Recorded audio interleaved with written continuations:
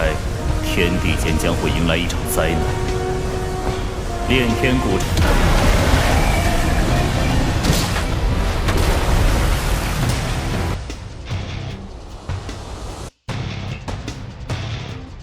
Halo Sobat Sama Kanang, gimana kabarnya? Semoga kalian baik-baik saja ya. Seperti biasa, pada video kali ini kita akan membahas preview cerita Donghua BTT Flame Emperor episode ke-50, yang dimana pada episode sebelumnya, setelah keluar dari alam rahasia, Xiaoyan kembali bertemu Yueru dan Mufeng. Mereka terkejut karena poin token mereka melonjak drastis berkat kontribusi Xiaoyan saat membasmi hantu di dalam gua.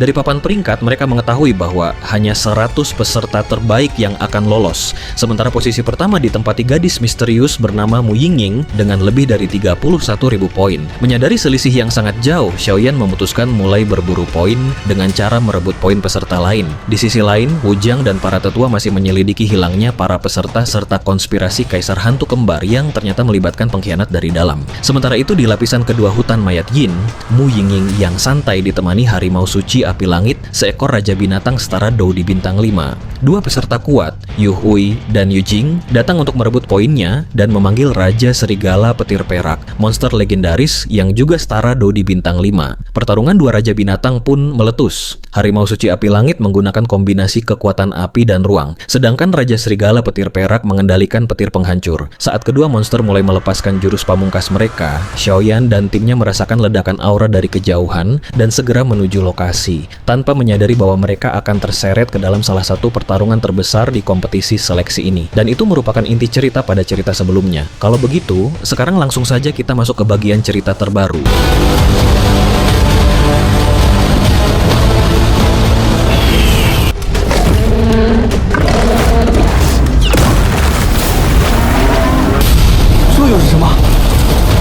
Kedua monster melepaskan jurus pamungkas mereka dengan raungan dahsyat. Raja Serigala meluncurkan hukuman petir 1000 hujan, jaring petir raksasa berkekuatan pelumpuh dan penghancur yang bahkan bisa membunuh ahli Dou di bintang 4 biasa. Sementara itu, Harimau Suci membalas dengan Giok Api Surgawi, sebuah bola cahaya merah dengan suhu ekstrim yang membuat ruang di sekitarnya hancur berkeping-keping. Saat kedua jurus bertabrakan, riuh ledakan langsung mengguncang udara.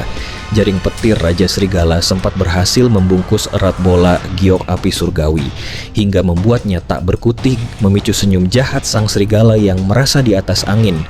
Namun sebelum senyum itu mengembang sempurna, Harimau Suci mendengus dingin dan melolong keras. Seketika, Giok Api Surgawi yang terperangkap itu meledak hebat. Ledakan tersebut menyapu bersih seluruh petir perak dan menyisakan kobaran api yang menghancurkan ruang udara. Hebatnya lagi, di tengah kekacauan itu seberkas kecil api biru dari sisa ledakan diam-diam melesat cepat mengincar Raja Serigala. Baru pada momen inilah Yu Hui menyadari betapa bodoh keputusan mereka, seiring suara decak kagum yang terdengar dari dalam sebuah paviliun. Meskipun tangguh, Raja Serigala Petir Langit Perak langsung bertekuk lutut begitu dihantam seberkas api biru kecil yang terpisah dari jurus Giok Api Surgawi. Seketika itu juga, jaring petir, hukuman petir 1000 hujan miliknya lenyap tak berbekas.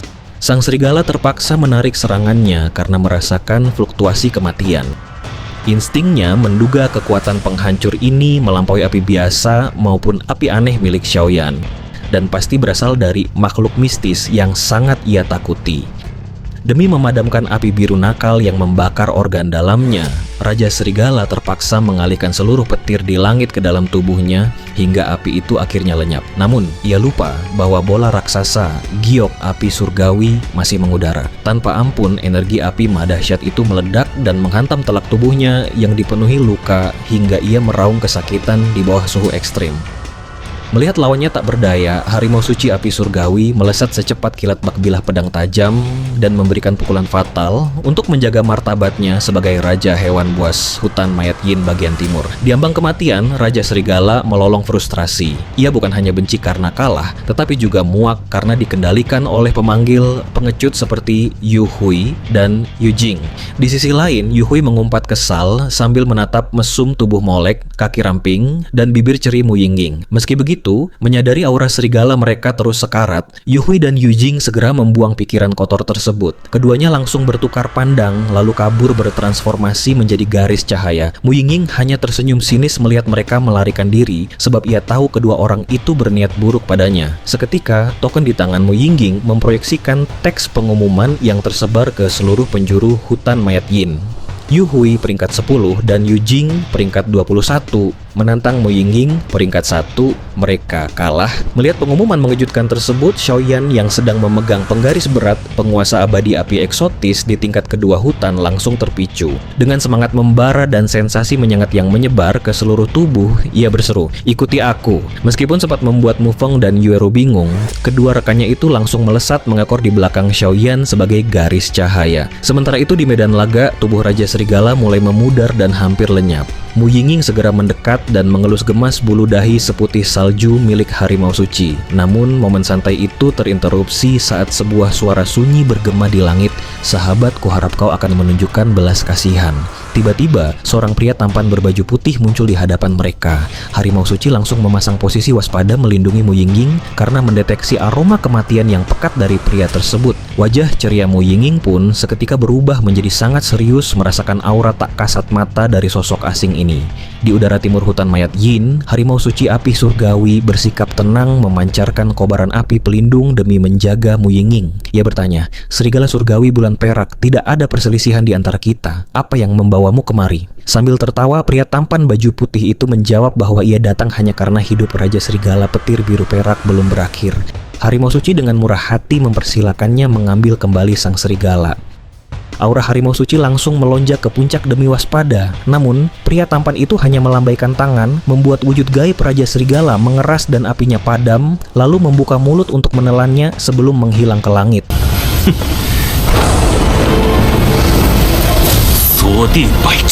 Mu Yingying yang mandi keringat heran karena doucinya sempat membeku. Harimau suci pun memohon dengan ngeri agar ia tidak memprovokasi sosok itu, karena serigala surgawi bulan perak adalah raja mutlak seluruh hutan mayat Yin. Berbeda dengan dirinya yang hanya merajai bagian timur lapisan kedua. Mu Yingying cemberut tahu itu cuma teknik spasial, bukan ditelan sungguhan. Karena bosan, ia berubah menjadi bola cahaya biru melesat ke lantai 3, dikejar oleh harimau suci dalam wujud manusia.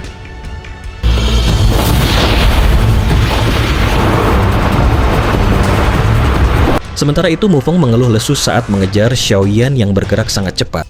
Xiaoyan hanya tertawa menyuruhnya bergegas. Sebenarnya, rahasia pergerakan Xiaoyan dipicu oleh roh penguasa Long Yi di dalam penggarisnya. Long Yi menganalisis bahwa poin peringkat pertama milik Mu Yingying tidak bertambah setelah mengalahkan dua penantangnya. Artinya poin berharga milik Yu Hui bersaudara belum terampas, dan mereka kini menjadi incaran empuk. Long Yi kemudian menawarkan kesepakatan, ia akan membantu melacak target di tengah kabut aura gaib pekat hutan mayat Yin yang membatasi persepsi jiwa tingkat mortal alam kaisar milik Xiaoyan hingga radius 1000 meter. Namun syaratnya Xiaoyan harus berjanji membantu Raja Naga Emas, sosok paling dihormati Long Yi, kembali dan menyatukan ras naga di masa depan. Xiaoyan langsung menyanggupinya demi sang guru besar. Setelah kesepakatan tercapai, Long Yi yang telah ribuan tahun tinggal di sana langsung menggunakan mata naganya yang tak terpengaruh kabut untuk mengunci posisi target. "Barat, pergi!" seru Long Yi, membuat kecepatan Xiaoyan melonjak drastis hingga menyalip Mu Feng.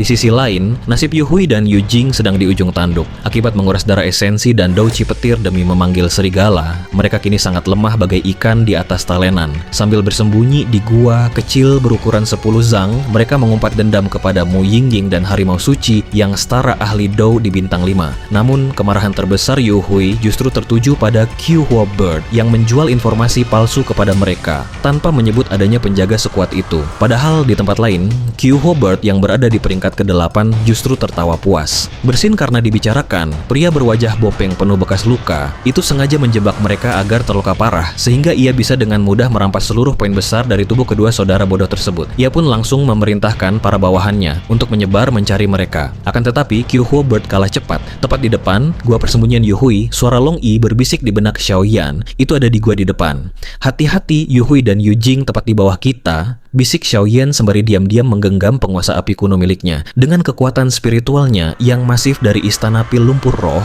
ia meluncurkan teknik gerakan ilahi dalam wujud gulungan putih untuk menyembunyikan hawa keberadaan mereka bertiga. Mendengar rencana matang ini, Mufeng yang kegirangan langsung mengeluarkan pedang kayunya. Di sisi lain, Yueru tersenyum tipis dan mengekor dengan gugup karena ini pengalaman pertamanya mengendap-endap. Sementara itu di dalam gua berukuran puluhan meter, Yujing meyakinkan kakaknya bahwa situasi aman. Yuhui yang kesal berniat memulihkan diri dengan energi perak hingga momen pertempuran penentu di akhir kompetisi untuk membalas dendam. 纵然正谋不两立，他与我终有一战，但在我心里，动力现在是好机会，我要去看个究竟啊！ Namun mereka sama sekali tidak menyadari bahwa mereka telah dikunci dan siap disembelih. Yueru, Mufeng, kalian urus Yujing. Aku akan menghadapi Yuhui. Sekarang, perintah Xiaoyan lewat transmisi pikiran. Seketika, Xiaoyan mengayunkan penguasa apinya, melepaskan tebasan cahaya puluhan meter, berbalut api putih susu, dan lilitan naga raksasa yang super dahsyat. Tersentak kaget, Yuhui refleks menarik Yujing untuk menghindar. Akan tetapi, akibat regulasi internal yang terganggu mendadak, keduanya langsung memuntahkan seteguk darah segar. Mereka mengira itu serangan harimau suci, namun Yuhui sadar hawa api ini jauh lebih panas dan berasal dari kontestan lain. Melihat serangan awal meleset, Xiaoyan tersenyum tipis. Ia tahu dua musuhnya adalah petarung akhir Dou di bintang 4 yang tak boleh diremehkan walau sedang sekarat. Menggunakan sisa trik gerakan ilahi, Xiaoyan meledakkan formasi api dari gulungan putihnya hingga mengurung seluruh ruang gua. Sayangnya, formasi pertahanan berinti 3000 prasasti yang merupakan batas maksimal Xiaoyan berkat bantuan benih jiwa hanya ampuh menjebak Dou di bintang 3. Xiaoyan pun meminta rekan-rekannya mengulur waktu selagi ia menyiapkan jurus pamungkas. Yuhui yang murka berteriak menantang sambil menghantam sudut-sudut formasi.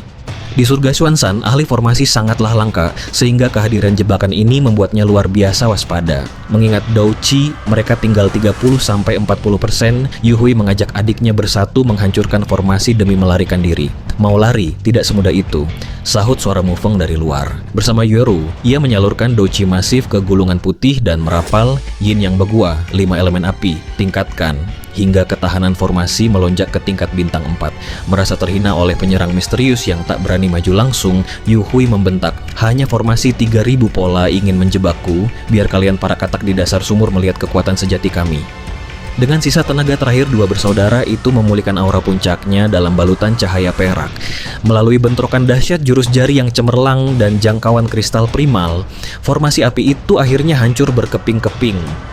Imbas hancurnya formasi membuat Yueru dan Mufeng langsung batuk darah. Namun tepat pada saat itulah, Xiaoyan mendadak membuka matanya dan sebuah aura penghancur yang amat mengerikan telah siap bergejolak di tangannya. Saat formasi hancur berkeping-keping, Yuhui berdiri terengah-engah dalam kelelahan ekstrim. Melalui sisa cahaya perak terakhir di dalam gua, sosok ketiga penyerang akhirnya terlihat jelas. Yueru dengan pancaran Dou Qi biru muda, Mufeng yang mengenakan jubah Taois, serta Xiaoyan yang membawa penggaris berat di punggungnya. Namun, fokus Yuhui dan Yujing seketika terkunci ngeri pada biji teratai indah 22 warna diselimuti api dengan naga mini yang berenang bolak-balik di tangan Xiaoyan. Merasakan gelombang energi yang begitu destruktif, Yuhui berteriak panik, tidak bagus. Tepat saat mereka hendak kabur, Xiaoyan langsung melepas jurus teratai pemusnahan. Teratai api itu melesat secepat suara hingga membuat ruang angkasa bergetar, lalu bertransformasi menjadi sesosok naga raksasa yang mengurung teratai di perutnya. Ledakan maha dahsyat pun seketika menelan dua bersaudara itu dan meratakan seluruh gua hingga menjadi puing-puing.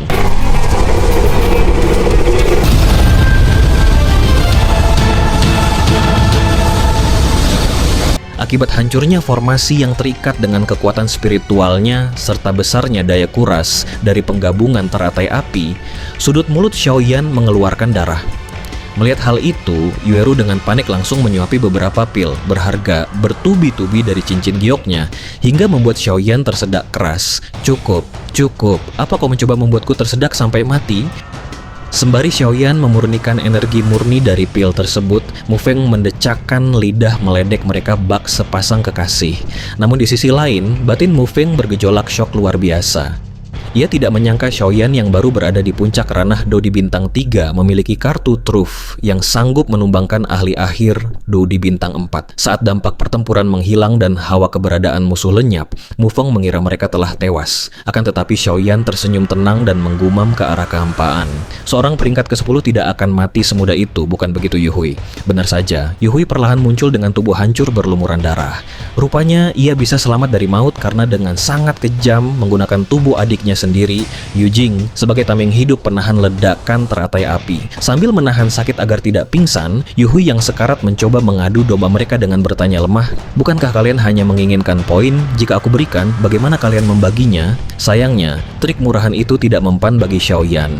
Demi membasmi masalah dari akarnya dan menghindari balas dendam di masa depan, Xiaoyan menegaskan, "Menabur perselisihan tidak akan berhasil. Aku tidak hanya menginginkan poin, aku juga menginginkan hidupmu." Xiaoyan pun langsung melesat berubah menjadi semburan api untuk menghabisi Yuhui. Diliputi ketakutan melihat niat membunuh sang pemilik penggaris berat, Yuhui yang terdesak akhirnya terpaksa menghancurkan token kompetisinya dengan tangan berlumuran darah.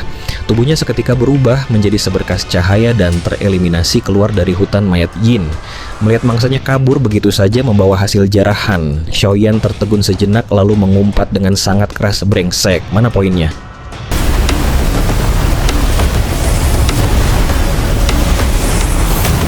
Pertempuran pun berakhir dengan satu musuh tewas dan satu melarikan diri.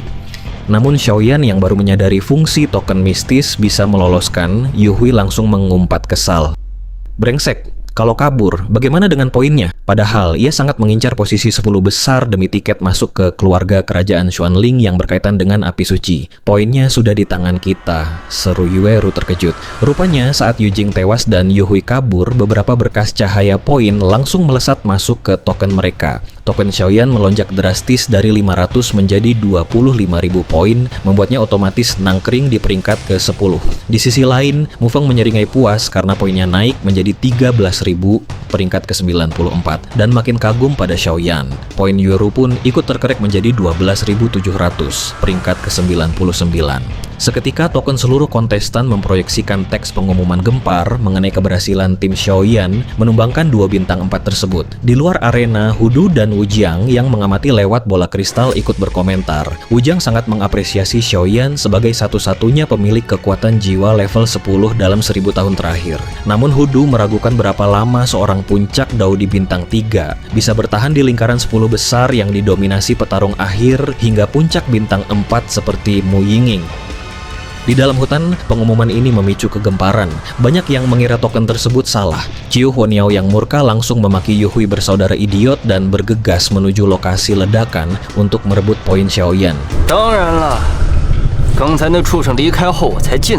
Bukan hanya itu, Xue Fushuni, si peringkat ke-11 pengguna kapak raksasa berkekuatan fisik luar biasa dari tahap akhir bintang 4, turut melesat pergi dengan nada menghina. Sementara itu, Mu Yingjing yang bersiap masuk ke lapisan ketiga bersama harimau suci, berwujud manusia hanya bisa cemberut kesal mengetahuinya. Kembali ke lokasi gua, Yueru dan Mufeng yang cemas melihat kondisi Xiaoyan yang melemah segera bersiap menjaganya. Xiaoyan mengakui bahwa menghadapi petarung akhir bintang 4 dalam kondisi prima akan sangat berat. Ia beruntung karena tadi menyerang secara mendadak saat musuh terluka. Hehe, Yanzi kecil, karena Long Yi sudah tunduk menjadi roh penguasa, tentu ia harus menunjukkan ketulusan yang cukup. Bisik Raja Naga Emas tiba-tiba di benak Xiaoyan. Xiaoyan langsung gembira. Ia tahu api milik Long Yi setara dengan 10 besar daftar api surgawi di benua Douqi. Jika ia berhasil menyatukannya, maka menerobos ke ranah Dou di bintang 4 akan menjadi hal yang sangat mudah. Sambil terkekeh, Xiaoyan memandangi pola naga indah pada penguasa kuno api surgawi miliknya. Sadar akan tatapan sang majikan, Long Yi yang melingkar di dalam penguasa mendadak merasakan firasat buruk dan gelisah. "Xiaoyan, apa yang mau kau lakukan?" Ngerong Long Yi panik. Karena menganggap Raja Naga Emas sebagai dewa, ia tidak menyangka ini adalah ide leluhurnya. Xiaoyan tersenyum tipis mendesak Long Yi menunjukkan ketulusan dengan menyerahkan apinya jika ingin rahasianya tetap aman. Long Yi tertegun, menyadari agenda kecilnya menyembunyikan rahasia besar telah terbongkar oleh kekuatan jiwa dan api Xiaoyan. Sebenarnya, alasan Long Yi terjebak dalam wujud jiwa selama 1000 tahun di alam rahasia setelah membunuh 3 ahli Dou Immortal adalah karena mutasi garis keturunan naga apinya. Api tersebut bernama api neraka darah berkobar. Sifatnya sangat unik karena berasal dari darah, mampu langsung membakar darah lawan setingkat. serta menahan kemurnian kekuatan garis keturunan ras naga atau makhluk ajaib lainnya. Long Yi sengaja merahasiakannya agar kelak bisa kabur dan bereksistensi kembali. Namun ia sangat ketakutan karena belakangan menyadari 22 jenis api di dalam tubuh Xiaoyan perlahan mulai melahap kekuatannya hingga ia terpaksa meringkuk diam. Melihat Long Yi bersiap menyerang dengan api merahnya, Xiaoyan langsung melancarkan negosiasi dominan. Atas saran Raja Naga Emas, ia menjanjikan pil penangkal cobaan tingkat 4 kelas abadi sebelum cobaan surgawi kedua Long Yi tiba dalam waktu 40-50 tahun ke depan. Pil legendaris ini memiliki peluang 50% membantu makhluk dari 5 alam bertransformasi menjadi wujud manusia abadi, tidak seperti wujud manusia sementara milik harimau suci. 承受粉身碎骨之痛，小子，能。